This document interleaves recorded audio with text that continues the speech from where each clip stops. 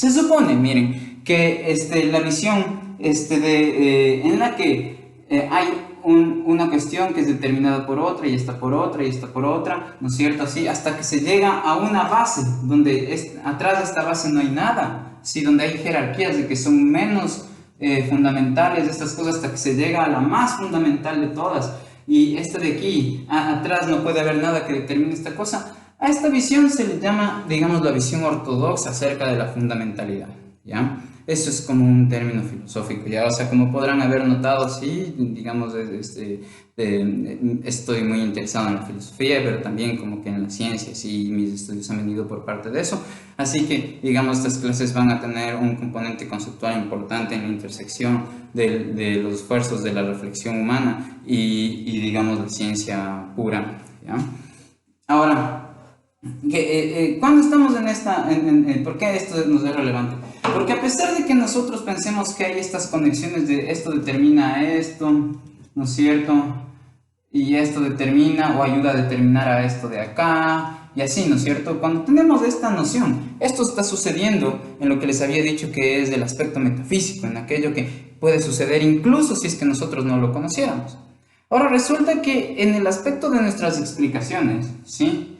Resulta que nosotros, para explicar, seguimos un proceso parecido. Es decir, cuando alguien nos pregunta, y recuerden lo que empecé diciendo, ya dije, bueno, ¿y qué tal si es que alguien nos pregunta por qué el cielo es azul?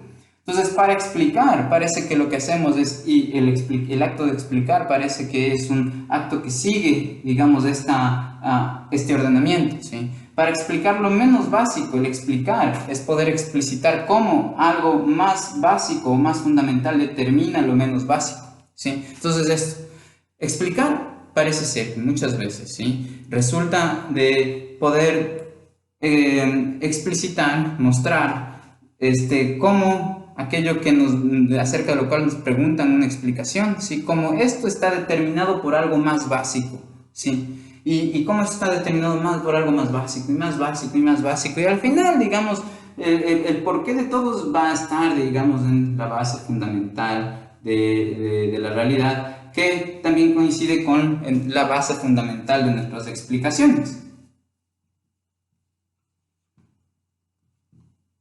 ¿ya? Entonces, esto sucedía metafísicamente, o bueno, más concretamente en el aspecto ontológico, ¿sí? Y digamos, esto sucedería en las explicaciones. Entonces, las explicaciones siguen la misma, digamos, orden de determinación que seguiría si es que hubiese uno digamos, en cómo se ordenan distribuyen los eventos o las situaciones o las relaciones o los objetos metafísicos, ¿ya? Les estaba diciendo por qué uso la palabra entidad en vez de objeto. Bueno, entidad corresponde a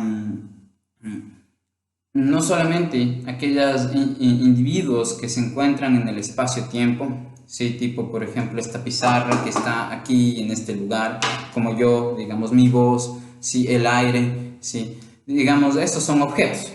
Ya los están instanciados o ejemplificados en el espacio-tiempo o están en el espacio-tiempo.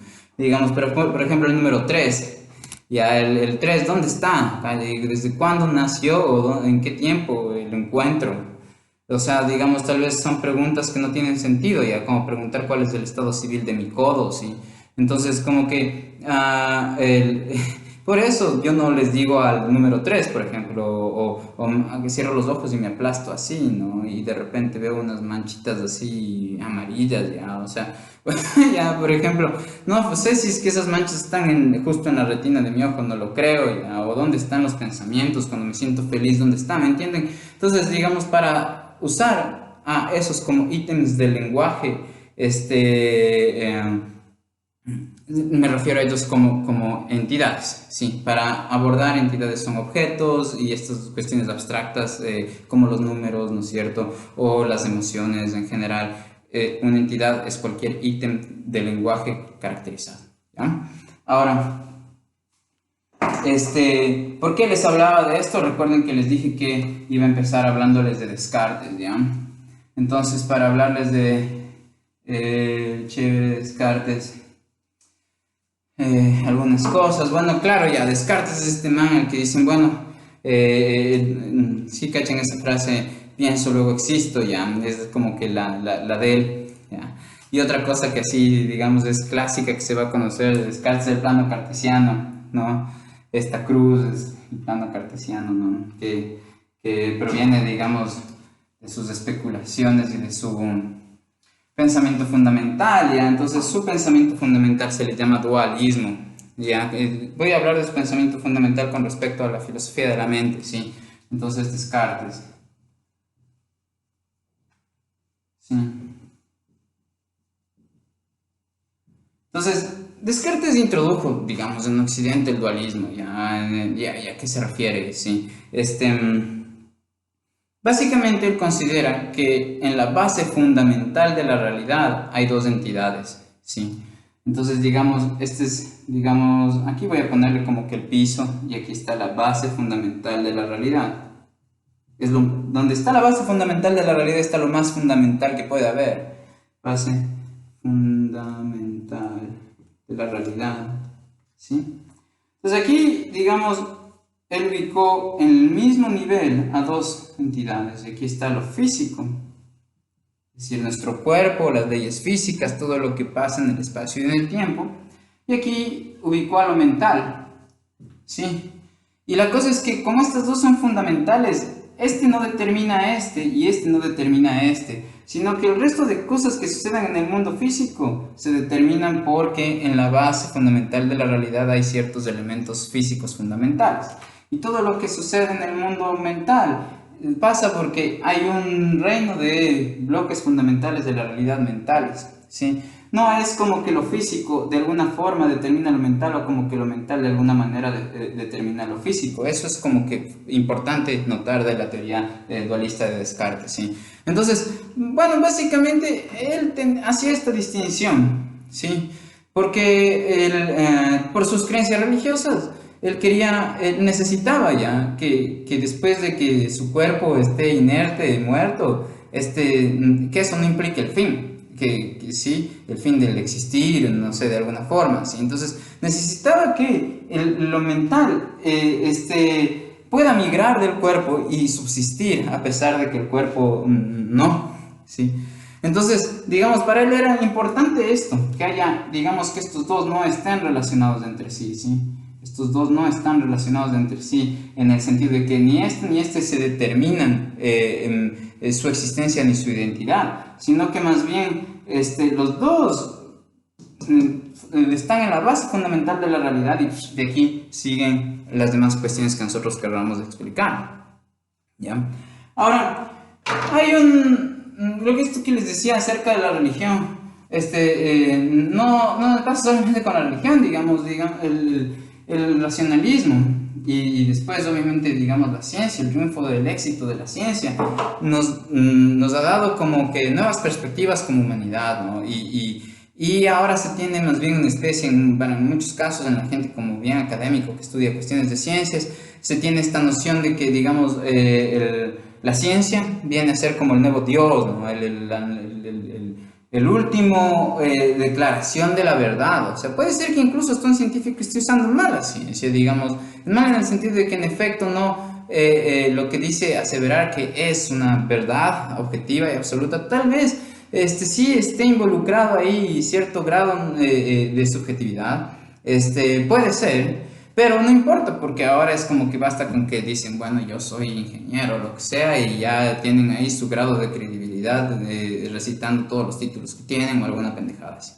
Entonces, y pienso que sí es bien importante, ya muchas de estas cosas también tienen que ver con ese aspecto del estudiante, de lo que voy a hablar, de cómo al menos tocar y a cuestionar o estar al tanto de ese aspecto del estudiante donde, por ejemplo, se dan muchos de estos casos y ahí que es una pendejada que pasa en el caso de los científicos, que digamos muchas personas tratan de llenar su falta de autoestima, dándose valor a sí mismos, diciendo o pensando que están en la cúspide de la intelectualidad porque son capaces de manipular términos matemáticamente y pasar de una expresión matemática a otra, por ejemplo, ¿ya?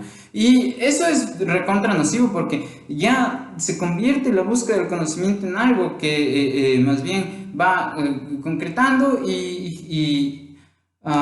o tratando de llenar esos huecos emocionales más que por la pasión de estar absorto ante el misterio de la vida y seguirse cuestionando acerca de eso, ¿sí?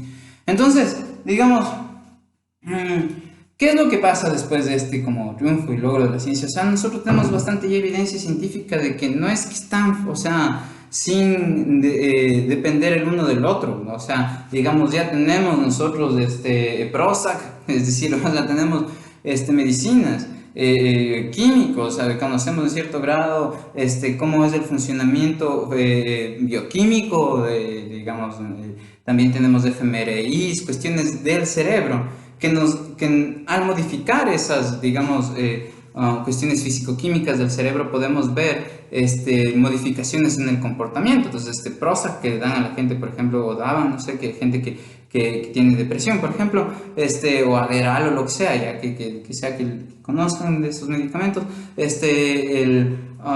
tienen en efecto, a pesar de que tienen una influencia directa con las cuestiones físico-químicas del cerebro, vemos un efecto en el comportamiento de la persona y digamos también en la experiencia en primera persona de cómo se siente después de tomar el medicamento también se ve un cambio.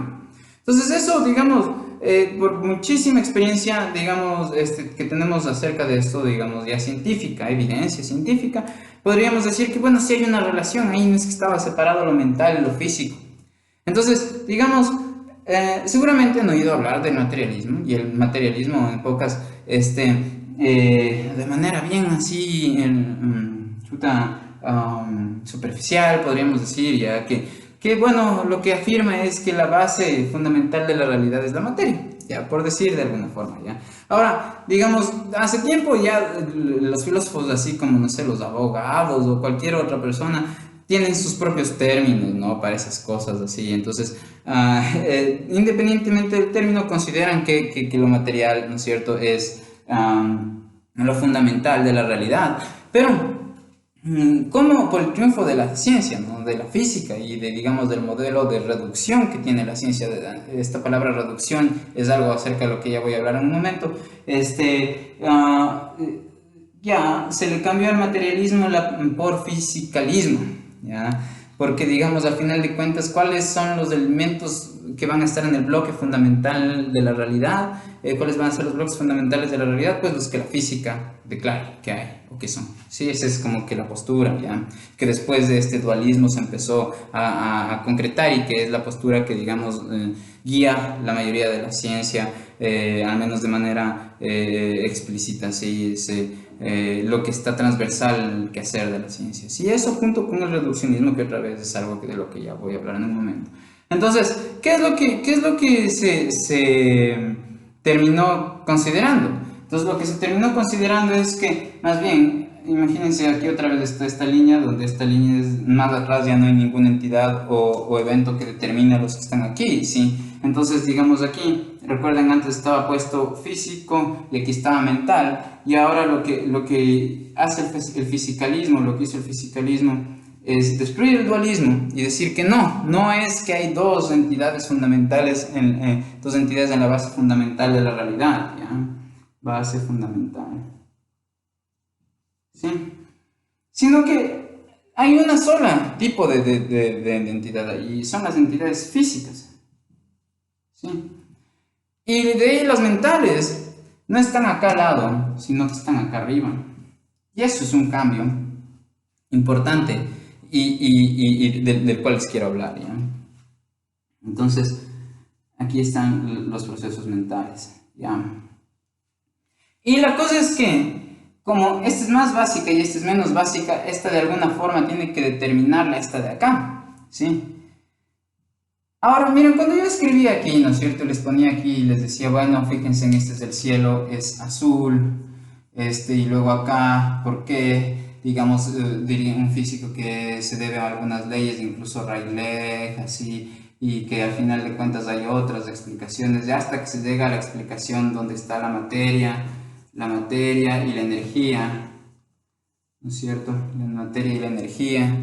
Y esta aquí dice materia, ya yo sé que está mi letra así como el mazo, pero ya energía, ya.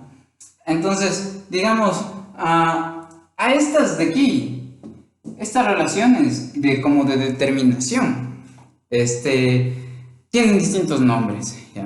Estas relaciones que vinculan lo menos básico con lo más básico tienen distintos nombres, que no son parte, digamos, de explicitar cada uno de qué es lo que hacen esas distintas relaciones, ¿ya? Porque no es que es la misma relación con distintos nombres, sino que hay la posibilidad de que sean distintas relaciones. Tipo, por ejemplo, reducción, sí, que es lo que les voy a hablar ya mismo. Supervivencia en virtud de, debido a causa de, sí. Entonces, digamos, lo que hace el dualismo de Descartes, ¿sí? Es justo plantear como que un problema bien difícil, y es justo cómo rayos entonces encontramos esta relación entre el cuerpo y la mente, sí, entre, digamos, mi cerebro, ¿no es cierto?, y la mente, o entre, por ejemplo, que yo tenga miedo y salga corriendo. Si ven, hay una especie de relación entre el comportamiento y lo mental, podríamos decirlo, y el comportamiento está reflejado en varios eventos físicos, ¿sí? Entonces, ¿cómo rayos es que están conectados, ya? Entonces, ese problema, que es el problema del cuerpo y de la mente, de la conexión entre eso, es un problema que, digamos, da origen a la filosofía de la mente como una rama tal cual, por ejemplo, al menos en Occidente, o al menos en la corriente analítica que es de la que yo les hablaré principalmente, ¿sí? Y ya verán las razones de eso, pero de por qué hablo principalmente de esa corriente, ya, de la filosofía. Ajá, entonces, ahora, lo que yo les decía es que miren, estas relaciones tienen algunos nombres, ya es como que, por ejemplo, yo puedo decir que el cielo sea azul con estas relaciones entre las propiedades físicas. Digamos, yo podría decir que esto azul se debe o es a causa de que hay esto de aquí, ¿no es cierto? Ya, entonces a eso me refiero con que estas relaciones son de distintos tipos, y una de esas podría yo terminar diciendo que es que esto de aquí se reduce a esto de acá. Entonces quiero decirles a qué me refiero con reducción, ¿ya? Entonces, bueno, primero que nada es como que dijeron, ve, si nosotros ponemos en la misma base fundamental de la realidad a lo mental y a lo físico, no tenemos opción de responder cómo se conectan los unos y los otros, porque el hecho de ponerles a ambos en la base fundamental los hace independientes el uno del otro. ¿Sí? Porque ninguno de los otros tendría que estar determinando, al menos en parte, por el otro, ¿sí? Ya, entonces, la cuestión es que dijeron, bueno, ya para que poder resolver el problema del cuerpo-mente, ¿no es cierto? La cuestión es esto, ¿no? ¿Cómo, mejor pongámosle a como que proviene de lo físico, lo mental viene de alguna forma o está relacionado con lo físico, pero lo físico lo ponen como un requisito previo a que haya esto mental, ¿no es cierto? Y esto físico puesto como un requisito previo quiere decir que si es que no hubiera este substrato físico o relaciones en el cerebro entre sus componentes orgánicos, o físico-químicos, entonces no se dieran las experiencias mentales, ¿ya? Es como que eso es lo que estaría de fondo. Entonces, digamos, ¿cómo? Primero trataron de analizar esto. Bueno, ahí viene como que algo que tal vez conocen, que es una de las cuestiones como más usadas, no sé, en la pedagogía, que tiene que ver justo con cómo analizar. Primero dijeron, bueno, ¿cómo analizamos estos fenómenos mentales? Y dijeron, bueno, hagámoslo. Bueno, primero no, hay una larga historia ahí acerca de la psicología, pero digamos llegaron a un punto en que dijeron hagamos eso a través del comportamiento. Y esos son como que los conductistas, ¿ya?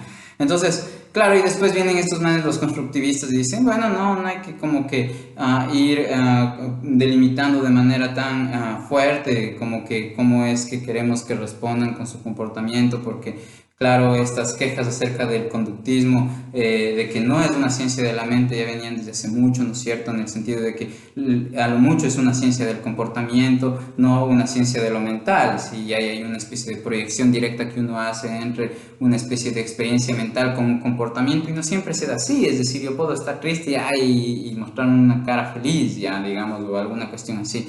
Entonces es como difícil hacer una relación directa, bionívoca, uno a uno, entre cierto estado mental y cierto comportamiento, por lo que no es una forma indirecta de estudiar la mente, digamos, del comportamiento necesariamente. Eso eran algunas de las, digamos, quejas que tenía, digamos, este modelo conductista, pero aún así, digamos, cuando uno hace algo como el constructivismo, Lo que piensa es, en el sentido ya pedagógico, es de ponerle un individuo, ¿no es cierto?, en una situación que le provea las circunstancias para que esta persona pueda desarrollar por sí sola, digamos, las herramientas para aprender o desarrollarse en estas circunstancias o trascenderlas, ¿no es cierto? Y como que la tarea del profesor es justo generar esas circunstancias, ¿no es cierto? Ya, ahora la cuestión es que yo sé que no es solo eso, pero quiero hablarles de otras cosas, ¿no? Entonces, la cuestión es que claro, vino esta cuestión del conductismo y después dentro de la filosofía de la mente eso como que ya se desechó, ¿sí? Pero no es que se desechó porque se pasó al constructivismo y ya, después de eso, digamos, al menos en la parte de la filosofía de la mente, hubieron y hay desarrollos en distintos, digamos, apuntando a distintos aspectos de lo mental, ¿sí? Y del problema cuerpo y mente, y de la neurociencia ahora, de las ciencias cognitivas, de la biología, sí, ya. Pero, digamos, en este desarrollo como que histórico, después de que pasa esto del conductismo, Skinner, ¿no es cierto? Watson y todas estas personas que estuvieron involucradas en eso, dicen, bueno, no nos convence eso. Y lo que nos convence es más bien lo siguiente, dicen, ¿ya? Y, este es un tipo de fisicalismo, ¿ya? Esta teoría que les voy a decir. Y ahí es como que dicen, mira, en realidad el dolor, ¿sí? La sensación de dolor, no es nada más que la estimulación de ciertas fibras nerviosas en el sistema nervioso. ¿Ya? Estoy otra vez no hablando con el absoluto detalle y fidelidad con respecto a las ciencias cognitivas que este discurso ameritaría, digamos. ¿Ya? No sé si es que se llaman fibras nerviosas, lo que la ciencia cognitiva actual o las neurociencias actuales consideren cómo determinar o denominar más bien al substrato físico que creen que es el causante o que se le atribuye ser la causa de la experiencia de dolor, ¿ya? Pero el punto es ese, ¿ya? Que hay, digamos, en el cerebro o, digamos, en el sistema nervioso hay, no sé, cierto, digamos, este es del cerebro, ¿ya? Chuta, ¿cómo le hago? Ya, este es del cerebro. Ya, tiene cositas así. Entonces, aquí en el cerebro, por ejemplo, y del cerebro va al sistema nervioso, ¿no? ¿Ya? Entonces, digamos, aquí en el sistema nervioso, el estimular de todo el sistema nervioso ciertas fibras, digamos, ya las fibras C, cuando se estimulan, ahí aparece, ¿sí? Ahí aparece el dolor, ¿sí? Entonces, digamos, esa es la idea de estas personas, ¿ya? Pero, digamos, va como que un poco más allá de eso, porque lo que se termina diciendo es que el dolor, al final de cuentas, se reduce a un conjunto de aseveraciones que suceden o aseveraciones que explicitan un comportamiento en lo físico, ¿sí? Entonces, digamos, aquí lo que están diciendo es que lo mental se reduce a lo físico, ¿sí? Eso fue como que algo, una tendencia fisicalista que se tuvo durante algún tiempo, ¿sí? Pensar que lo mental se reduce a lo físico, ¿ya? Entonces ahora sí quiero explicarles qué es reducir, ¿ya? Entonces miren, cuando hablamos acerca de reducir, nosotros podemos pensar en lo siguiente, ¿ya?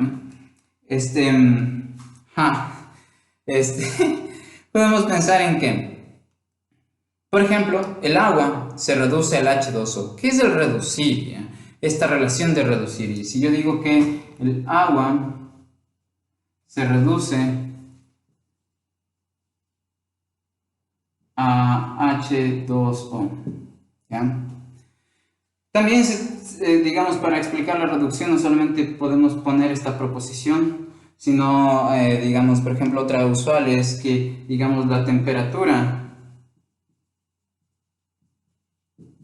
se reduce o es, ¿sí? Aquí en vez de reduce, algunos dicen es, ¿sí? Entonces ya voy a explicar bien a qué me refiero con reducir, ¿ya? Es, a ver, ¿sí? Y claro, hay esta otra concepción, ¿no? De que, digamos, la temperatura se reduce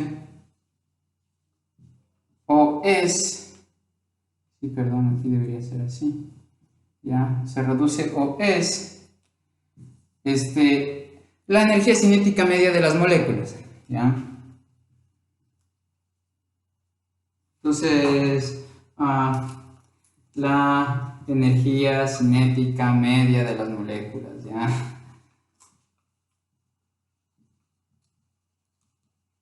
energía cinética media.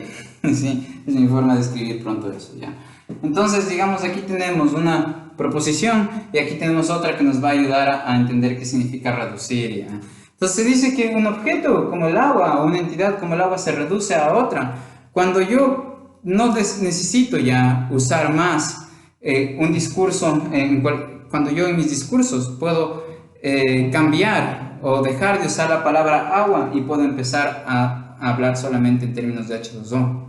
Es decir, digamos, aquí estas personas piensan que, digamos, los que piensan que el agua se reduce al H2O o que la temperatura se reduce a la temperatura, a la energía cinética media de las moléculas, lo que piensan es que, digamos, ahí se pensaba que había un fenómeno, por ejemplo, en el caso de la temperatura, o una entidad extra, digamos, algo que sucede, que tiene algo además de lo que tiene ya la energía cinética media de las moléculas. Y ellos dicen, no, no, sabes que eso no ha sido así. Más bien, la temperatura es la energía cinética media de las moléculas. Entonces, ¿a qué me refiero? Miren, claro, cuando alguien dice, pucha, mira, esto está caliente con respecto a esto, ya está más caliente, ¿sí? Entonces topan, digamos, un objeto aquí y dicen, este de aquí está más caliente que el que está acá, ¿ya? Entonces, bueno, ¿a qué se refieren? ¿Sí? O cogen el termómetro y ven que el uno marca 40 grados y que el otro marca 20 grados, ¿ya? Entonces, digamos, resulta que si ustedes cogen la energía cinética de las moléculas, es decir, como que calculan la velocidad y si es que se mueven rapidísimo van a tener como más energía cinética y en promedio, digamos, si es que están moviéndose mucho más rápido las moléculas del un objeto con respecto a las del otro, entonces este de aquí va a estar, digamos, más caliente, es decir, el termómetro va a marcar más, ¿no? que el otro. Entonces, digamos, por eso ellos terminan diciendo, ve, cualquier cosa que hayas estado hablando en términos de temperatura, es posible que estés dando una impresión como que la temperatura es algo extra o distinto de la energía cinética media de las moléculas. Ahí no hay una cosa extra adicional a la energía cinética media de las moléculas. Lo que pasa es que la temperatura es la energía cinética media de las moléculas. Y dicen, ¿cómo comprobamos eso? Porque, digamos, tú en cualquier discurso, digamos, en este caso científico, puedes prescindir de usar la palabra, por ejemplo, agua y hablar acerca del H2O, ¿sí? Entonces, digamos, ya, ¿de qué otra forma uno pudo haber pensado que se está refiriendo al agua? Bueno, yo puedo hablar del agua como diciendo que es aquello que cae del cielo cuando llueve, que tomo cuando tengo sed, que va por los ríos, que va por los mares, que usamos para cocinar, que uso para bañarme. Pero, digamos, hay personas que pueden decir, loco, pero bueno, esa descripción no necesariamente puede o apunta necesariamente a H2O. Esa descripción puede apuntar, digamos, a cualquier líquido con el que puedo hacer esas cosas, digamos, ¿ya? Entonces, sí, ya, podemos imaginarnos, por ejemplo, un caso en el que se modifica la composición química del cielo de alguna forma, que ya no nos queda agua, sino agua acidulada, ¿ya? Y nos cae justo H2O, ¿ya?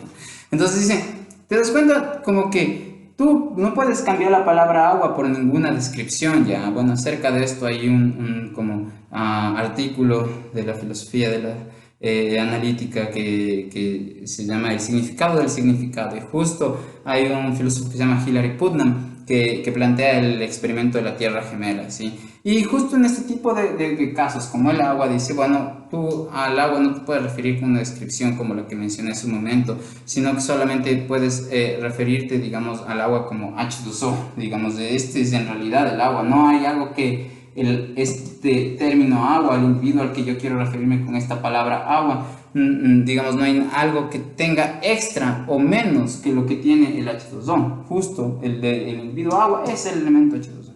Entonces, miren, aquí lo que se está reduciendo, que es el agua, al H2O, es porque esto de aquí en realidad es como que el H2O pero camuflado, digamos, y no es un individuo extra. O porque al final de cuentas todo lo que yo pueda decir acerca del agua es lo mismo que yo puedo decir acerca del H2O, es decir, en vez de yo usar en cualquier discurso la palabra agua, puedo usar en mi discurso esta entidad, esta molécula, ¿no es cierto?, H2O. Igual dicen para lo de la temperatura. Entonces, miren,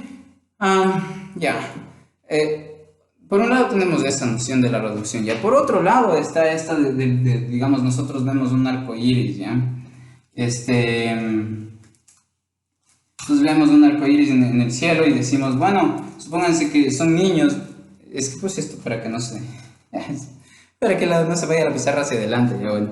Entonces la cosa es que, supónganse que tienen, pucha, 5 años ya, y ven, bueno, no sé, la edad en la que se acuerden, la más temprana que se acuerdan de niños, ya, y ven un arco iris en el cielo, ya. Y entonces cogen y dicen, o sea, supónganse que para su diálogo interno ustedes dicen, bueno, chuta, eso es como un objeto de colores que han puesto en el cielo ya, o sea, ustedes piensan que es como una especie de placa, no sé, ahí un cartón pintado y que pusieron en el cielo ya, o sea, digamos, son niños y piensan que es algún tipo de objeto material que está puesto en el cielo cuando ven el arco iris. Entonces, ahí uno diría, bueno, pues ese objeto no existía ya. Sí, es una ficción, es una ilusión que tú creas que ese objeto estuvo ahí. ¿Ya? Entonces, uno puede terminar diciendo, mira, lo que puedes decir que está ahí, digamos, es la presencia de ciertos colores, ¿ya?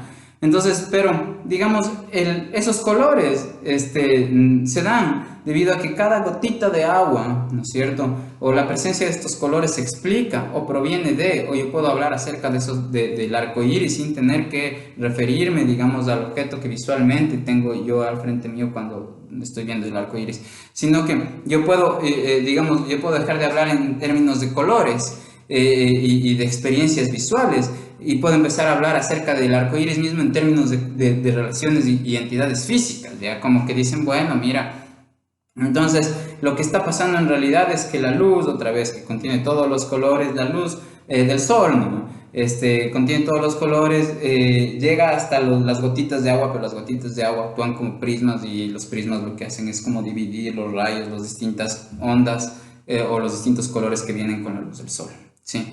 Y entonces por eso ves los colores que provienen como que del cielo ya. Entonces al final de cuentas el arco iris, lo que es el arco iris, se reduce a un conjunto de interacciones o como que se produjo, su identidad provino completamente de un conjunto de interacciones de elementos físicos como las gotitas y la luz y un conjunto de reglas, donde en este caso las reglas son las reglas físicas que hacen que se separen los colores en distintos haces y dejemos de ver luz blanca y veamos luz roja, verde, azul y distintos colores, ¿ya? Entonces, ante eso es como que se usa la palabra reducción, ¿sí? Y lo que piensan, digamos, estos fisicalistas, los que les estoy hablando, es que, digamos, la mente, ya no la escuela conductista, ya a estos se les dice type physicalism, ¿ya? A la postura de la filosofía de la mente de la que les estoy hablando, ¿sí? Donde se considera que, digamos, hay un substrato particular, físico, que es el que genera de en pocas, digamos, esto mental.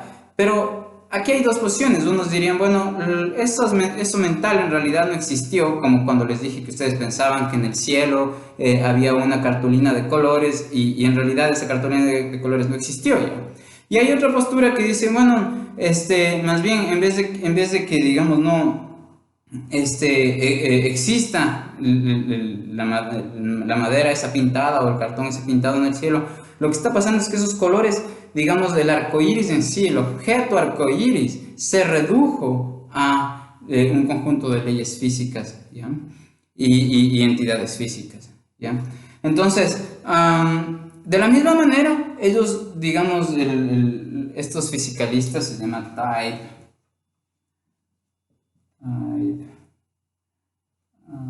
physicalism. Ya, no estoy seguro de cómo traducir bien eso al español, ya, bueno, es que estoy hecho el gringo, ¿sí? Entonces, pero bueno, sería un fisicalismo tipo, ¿sí? Y hay otro que es parecido que se llama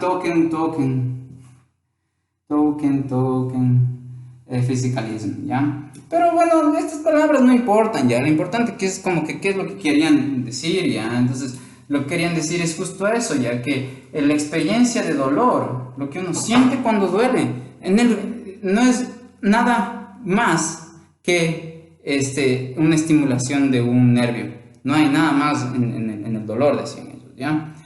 Y digamos, bueno, después decían, bueno, estos manes tuvieron como que problemas al tratar digamos, de explicar cómo, por ejemplo, a ciertos animales que parecen que en efecto están como que en dolor, a pesar de no tener nuestra misma fisionomía, cómo están experienciando, digamos, el mismo dolor, ¿sí? A pesar de que tienen distintos substratos físicos, ¿sí? Entonces se supone que debido a que tenemos justo las fibras C, se obtiene dolor, o se puede tener dolor, porque las fibras C determinan la existencia o la aparición del dolor, digamos, ¿sí?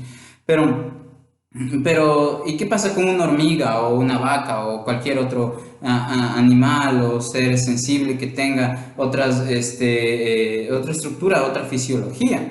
Entonces, en ese caso no van a tener fibra C, pero sin embargo sí tienen dolor. Entonces dicen, está cagado, o sea, no, lo que estás planteando no es verdad. Entonces ahí dijeron, "Ah, para resolver el problema lo que vamos a decir es que, bueno, por ejemplo, supónganse que tenemos aquí las fibras C, fibras C corresponden al humano, ¿sí? Y que en cambio en las hormigas o no sé, en las iguanas, iguanas humanos, ¿sí? Ya en las iguanas no hay fibra C, sino que más bien hay otras parte del sistema nervioso que es responsable del dolor, digamos, las fibras D y así, ¿ya? Entonces la cosa es así, ¿no? Vamos a tener más. Y ellos lo que terminan diciendo es, bueno, entonces a todo este conjunto de sustratos físicos les corresponde el dolor. Y tal vez no le corresponde solo un dolor, sino un dolor humano, mientras que a la iguana le corresponde un dolor iguana. Ya. Y ahora todas estas teorías tienen un problema, que es el que les voy a decir en un momento, pero digamos, estoy como mostrándoles cuál es históricamente fue el desarrollo de la filosofía de la mente y que no se quedaron solo en el conductismo, ¿no? Entonces, digamos, después del conductismo, plantearon ya sea una teoría o la otra, ¿no es cierto? Una donde, digamos, las fibras C causan el dolor y otra en la que no es solo las fibras C, sino que la D y todas las otras fibras, digamos, de los distintos animales tienen distintos dolores, ¿ya? Donde estos dolores es lo que ustedes sentirían en el caso del humano cuando les pellizcan o sienten algún dolor en general, ¿ya?